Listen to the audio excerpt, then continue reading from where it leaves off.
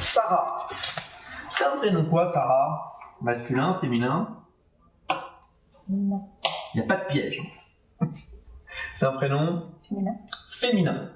Donc Sarah, elle a posé le roi d'épée, le valet de denier.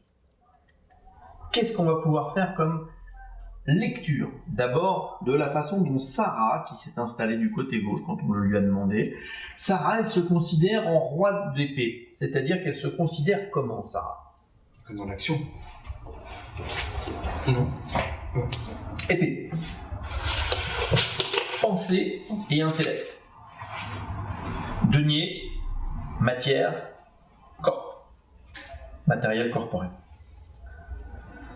Donc elle se considère comme étant le roi d'épée. Elle se considère comme étant... Comme très intellectuel.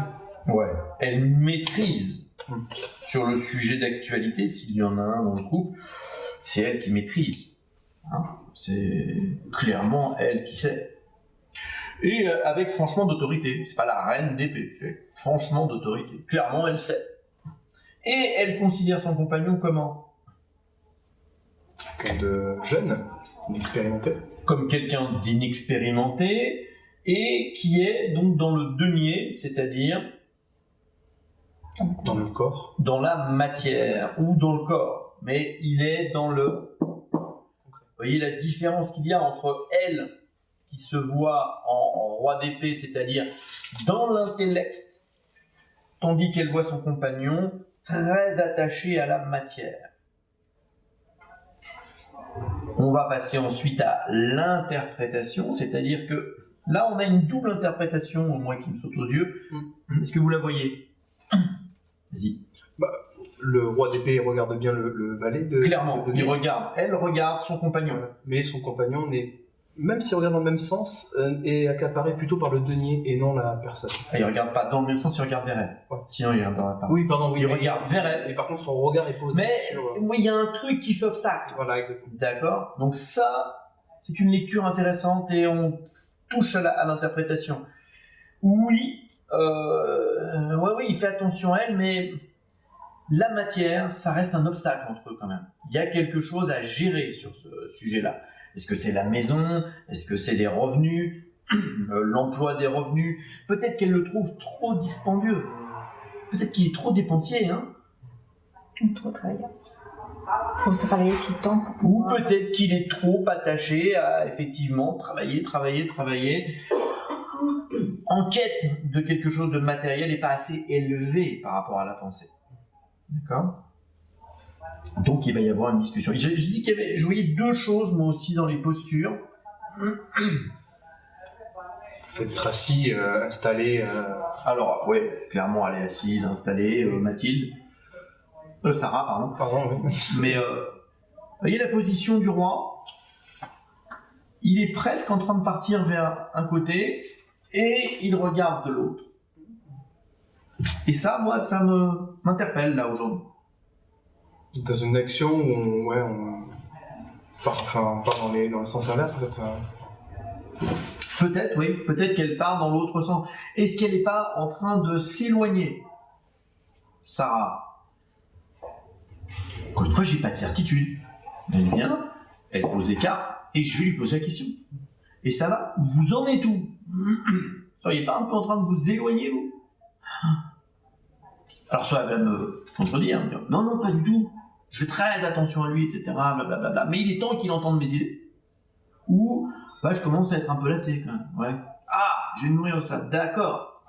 Eh bien, il y a l'urgence à communiquer, peut-être, là. Hein, et à aller dégager cet obstacle lié à la matière. Vous voyez ce qu'on peut faire comme interprétation sur le sujet? Comment on peut se nourrir de ce tirage pour en faire quelque chose qui est ensuite du domaine du conseil.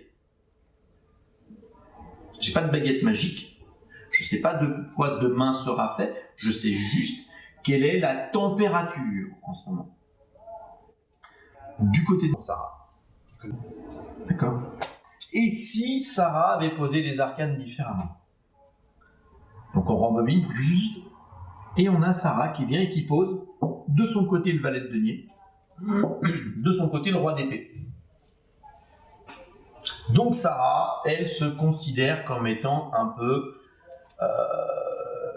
peu candide, un peu débutante dans pas mal de sujets, notamment sur la gestion de la matière, pour laquelle elle a un intérêt assez fort, peut-être un peu exagéré. Et elle voit son compagnon comme étant quelqu'un plutôt d'intellectuel, avec une autorité qui peut l'intimider au point de tourner le regard de l'autre côté, et qui lui-même regarde vers l'avenir, alors que peut-être qu'elle est du côté des sentiments.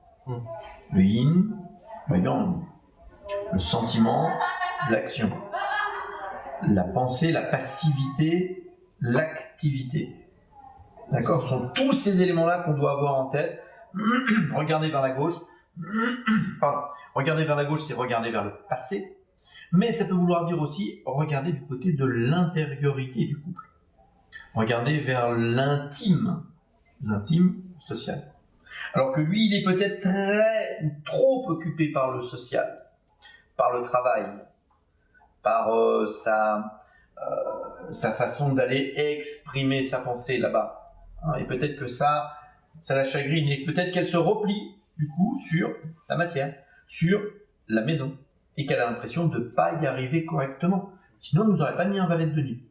Si elle nous met un valet de denier, c'est qu'elle n'a pas l'impression de maîtriser le sujet.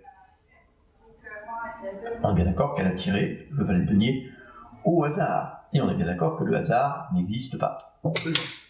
D'accord ? Sinon, il n'y a aucun intérêt à faire de tirage.